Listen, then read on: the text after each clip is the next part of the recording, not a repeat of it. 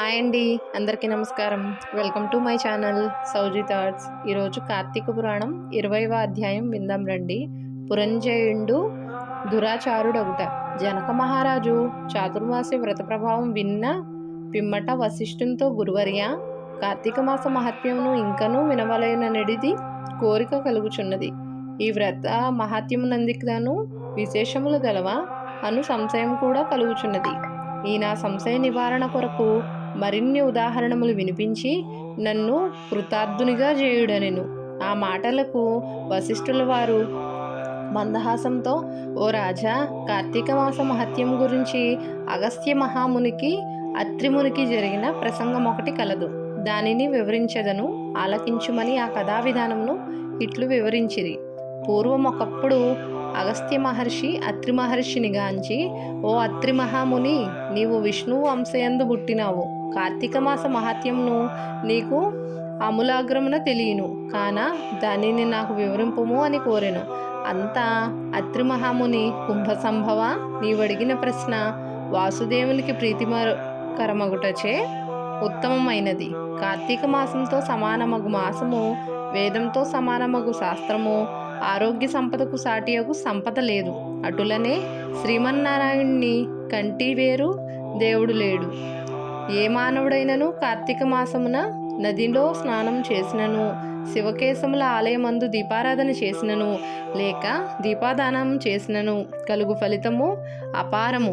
ఇందులో ఇతిహాసం వినుము. త్రేతాయుగమున పురంజయుడను సూర్యవంశపు రాజు అయోధ్య నగరమును రాజధానిగా చేసుకొని రాజ్యమేలుచుండెను. అతడు సమస్త శాస్త్రములు చదివి పట్టాభిషిక్తుడై న్యాయముగా రాజ్యపాలన చేసెను. ప్రజలకెట్టి ఆపదలు రాకుండా పాలించుచుండెను.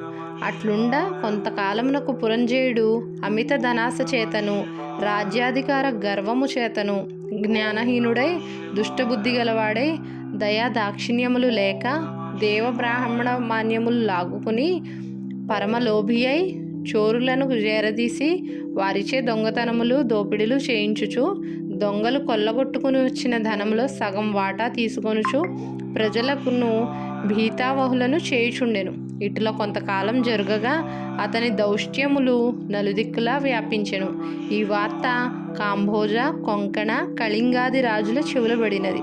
వారు తమలో తాము ఆలోచించుకుని కాంబోజ రాజును నాయకునిగా చేసుకొని రథగజ తురగ పదాతి సైన్య బలాన్వితులై రహస్య మార్గము వెంట వచ్చి అయోధ్య నగరమును ముట్టడించి నలువైపులా శిబిరములు నిర్మించి నగరమును దిగ్బంధం చేసి యుద్ధమునకు సిద్ధపడిరి. అయోధ్య నగరమును ముట్టడించిన సంగతిని చారుల వలన తెలుసుకొనిన పురంజయుడు తాను కూడా సర్వసన్నద్ధుడై ఉండెను. అయినను ఎదుటి పక్షము వారధి కబలాన్వితులుగా ఉండుటై తాను బలహీనుడుగా ఉండుట విచారించి ఏమాత్రము భీతి చెందక శాస్త్ర సమన్వితమైన రథమెక్కి సైన్యాధిపతులను పురికొల్పి చతురంగ బల సమేతమైన సైన్యముతో యుద్ధ సన్నద్ధుడై వారిని ఎదుర్కొన్న భేరి మ్రోగించి సింహనాదం గావించుచు మేఘములు గర్జించినట్లు హూంకరించి శత్రు సైన్యములపై బడెను. ఇట్లు స్కాంద పురాణ అంతర్గత వశిష్ఠ ప్రోక్త కార్తీక మహాత్మ్యమందలి 20వ 20వ రోజు పారాయణం సమాప్తం. వీడియో కనుక నచ్చితే లైక్ చేయండి, షేర్ చేయండి, కామెంట్ చేయండి. కొత్తగా చూస్తున్న వాళ్ళైతే ప్లీజ్ సబ్స్క్రైబ్ చేసుకోండి. ధన్యవాదములు.